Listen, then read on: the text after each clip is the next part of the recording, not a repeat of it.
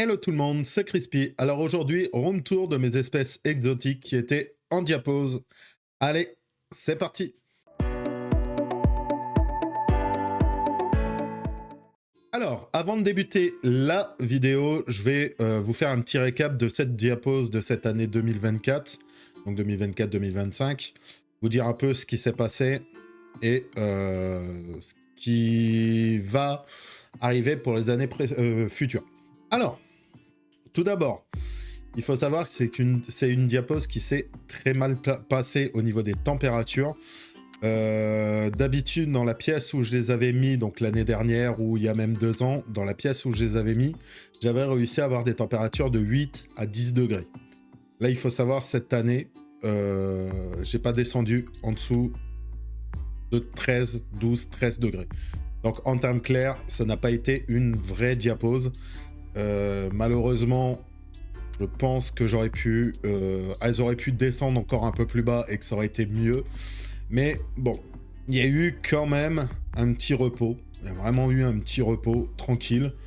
Et il y a quand même eu la diapose, même si c'est pas des températures vraiment bonnes, on va dire. Vraiment, vraiment, vraiment bonnes. Alors, qu'est-ce qui a fait ça? Alors, littéralement, je vais vous l'expliquer vraiment. Là, pendant l'été, on a eu des travaux à la maison. Ils nous ont changé les Vélus. Ils nous ont changé l'isolation. Et du coup, la chaleur se gardait beaucoup plus que les années précédentes. Mais vraiment, vraiment, vraiment beaucoup plus.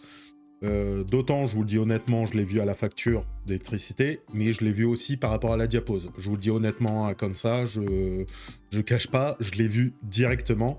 Ou, bien sûr, il faut que moi, personnellement, je réagisse pour la prochaine diapose, donc la diapose de 2025-2026. Il faut vraiment que je trouve une alternative, et il faut vraiment que je puisse faire une diapose à mes espèces, que ça soit mes espèces exotiques ou mes espèces endémiques.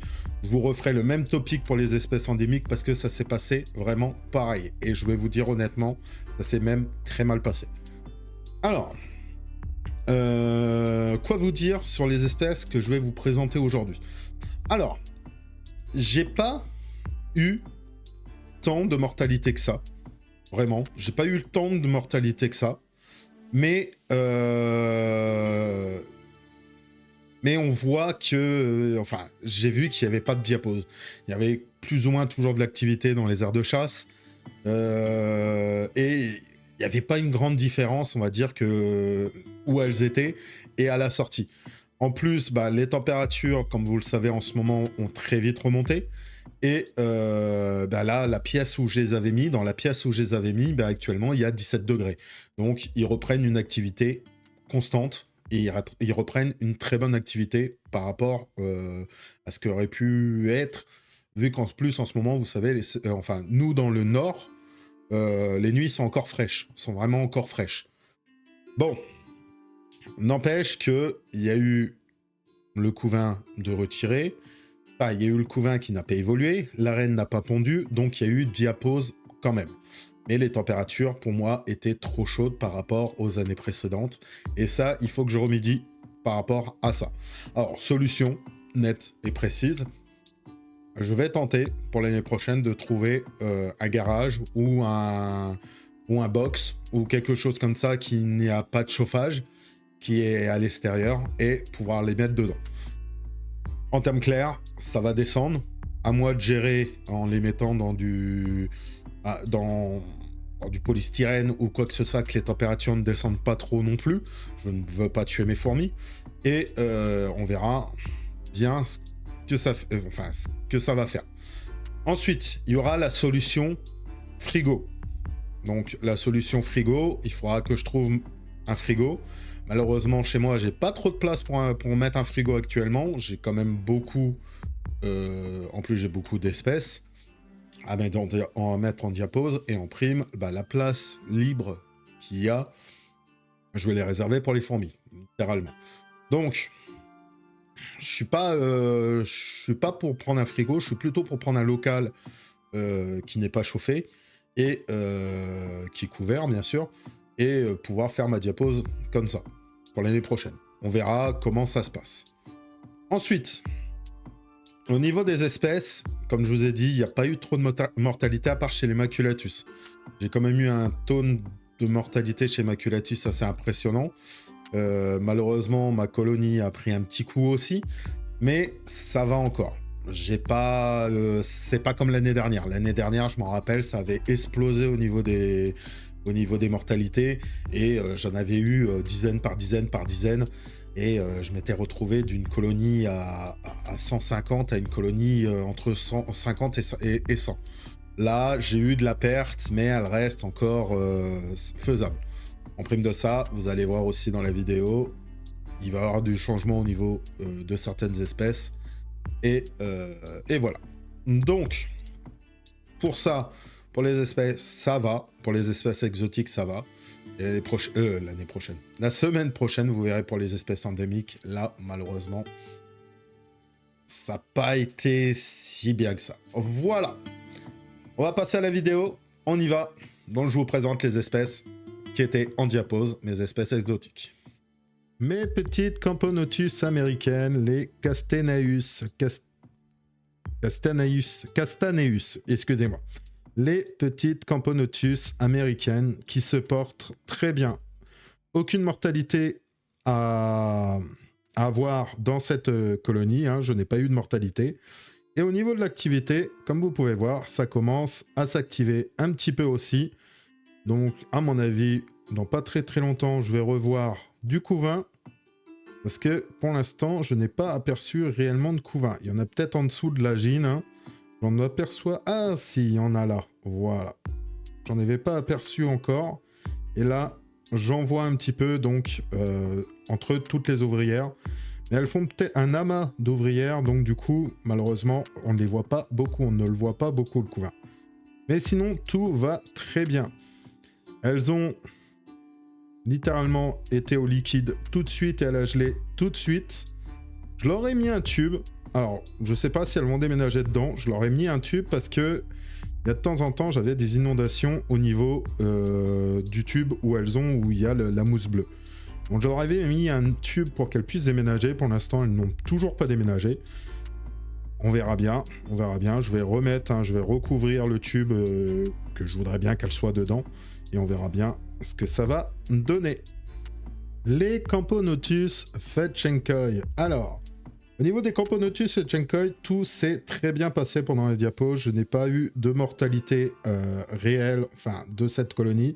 Je n'ai même pas eu une seule. Et tout se passe très bien. Le couvain qu'elles avaient avant de partir en diapose, donc qui est juste là, juste en dessous d'elle, est encore présent. Donc, petite ouvrière à venir dans les mois qui arrivent. Franchement, cette colonie, elle va très bien depuis qu'elle m'a laissé les ouvrières. Tout va très bien pour cette petite colonie et j'en suis très, très, très content.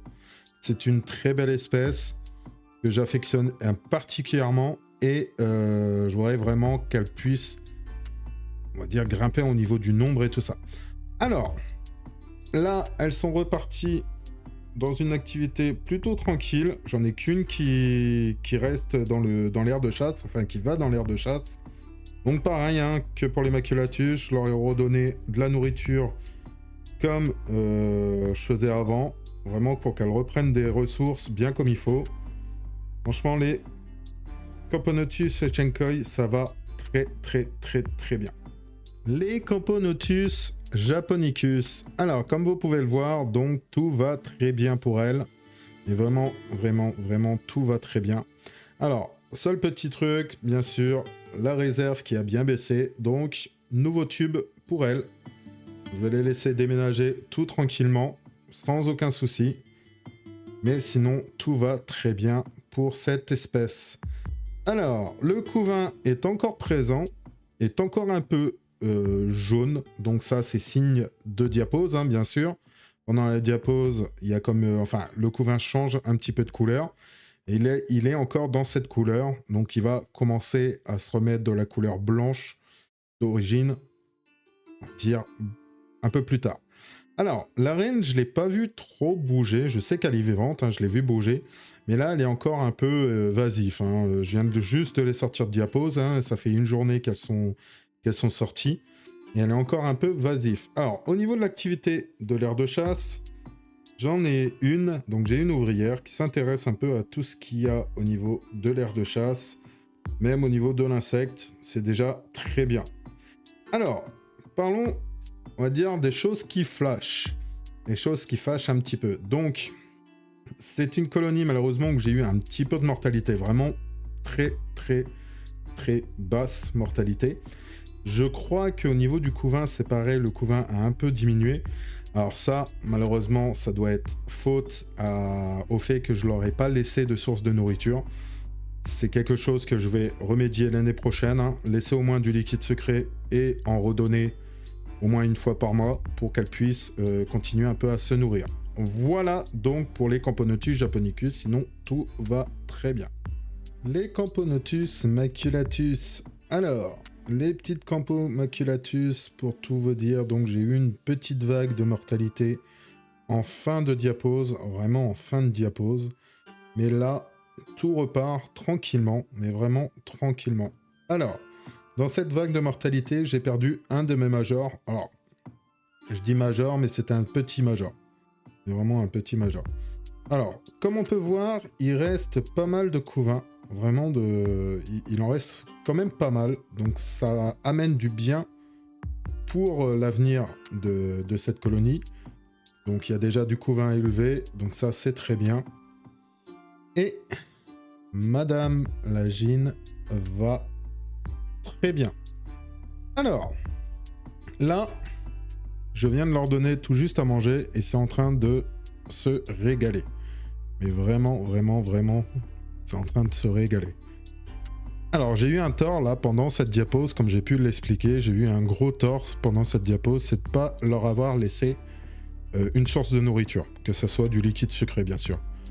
Et malheureusement, bon bah, c'est peut-être ça qui a fait une perte au niveau de cette colonie. Alors pour l'instant, je ne les ai pas vus réellement intéressés par l'insecte.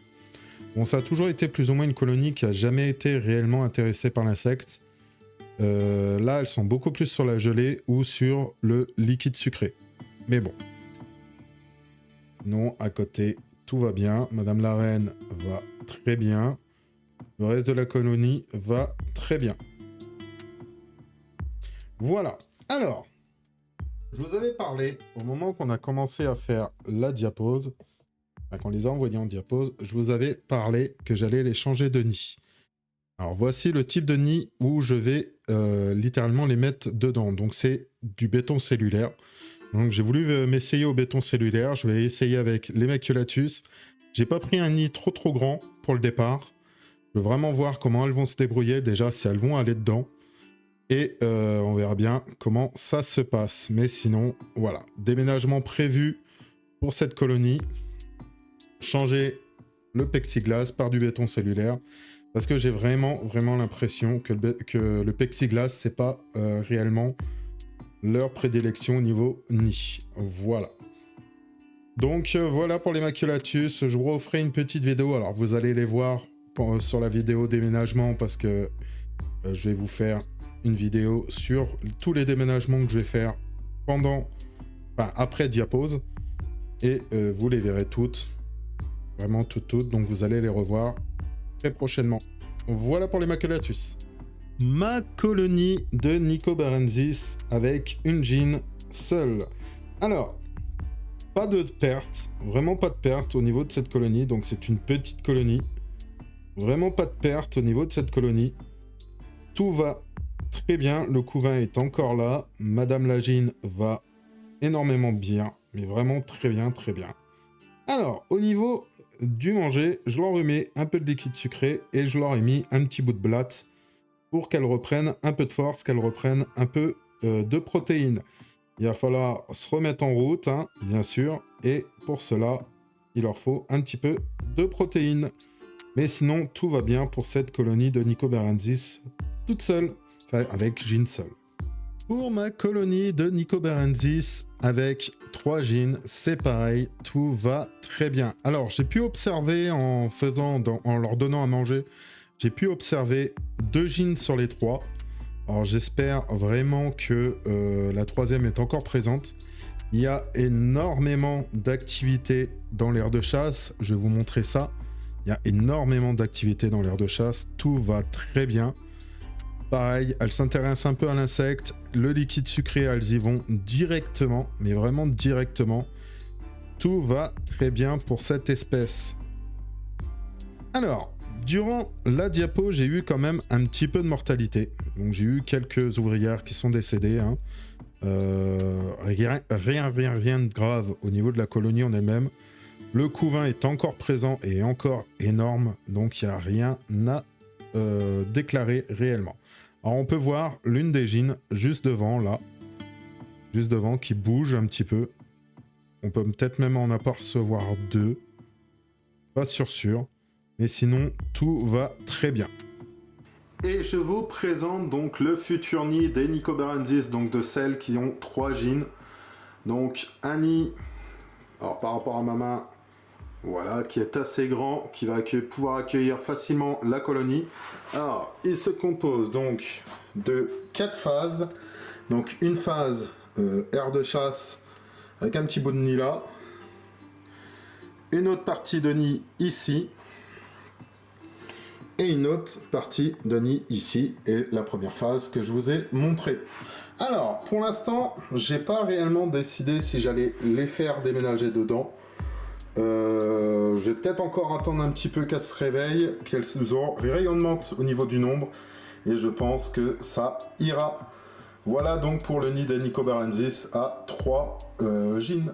Et voilà, c'est la fin de cette vidéo. J'espère qu'elle vous aura plu. Si c'est le cas, n'hésitez pas à mettre un petit pouce bleu, à vous abonner si ce n'est pas encore le cas, à partager la vidéo pour me faire monter dans les stats, et surtout à commenter, excusez-moi, la vidéo. Je vous rappelle qu'il y a toujours le concours pour les 250 abonnés. Alors n'hésitez pas à participer, ça se passe sur la vidéo qui s'appelle concours pour les 250 abonnés YouTube. Donc n'hésitez pas à aller participer. C'est pour gagner des fondations, voire des colonies. Donc n'hésitez surtout pas. Je vous ferai une petite présentation des colonies dans les jours à venir. Ne vous inquiétez pas pour ça, vous verrez un petit peu les lots à gagner. Je vous rappelle aussi qu'avec le code CrispyMermex10, vous avez moins 10% sur votre caddie chez Steticons. Alors n'hésitez pas à aller commander, à mettre le code, c'est toujours ça de donner. Un petit 10%, toujours ça de donner. On se retrouve comme d'habitude chaque dimanche pour une nouvelle vidéo fourmi. Vous vous en douterez la semaine prochaine. Alors j'en ai pour l'année prochaine. La semaine prochaine, on parlera donc des espèces endémiques, hein, des espèces françaises ou européennes que j'ai et qui étaient en diapose. Allez, je vous donne donc rendez-vous dimanche prochain à 15 h pour une nouvelle vidéo fourmi. Ciao tout le monde!